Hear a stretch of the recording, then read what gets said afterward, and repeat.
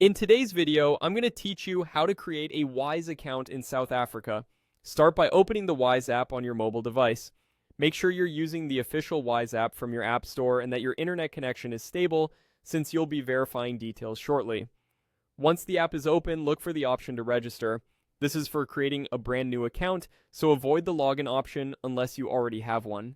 When prompted, enter your email address.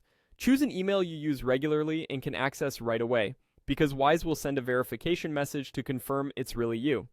After entering your email, head to your inbox and verify your email, then click Confirm.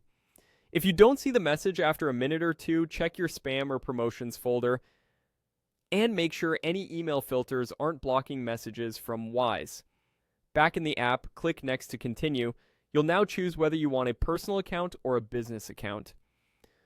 Personal is ideal for everyday use, like sending money to family or managing travel funds. Business is designed for companies, freelancers, or anyone who needs to pay suppliers or receive client payments under a business name. Pick the one that fits your needs today. Next, select your country or region. In the search field, type South Africa and select it. Choosing South Africa ensures your account is set up with the correct features, fees, and verification rules for your location, which helps avoid delays later. Click Continue to proceed.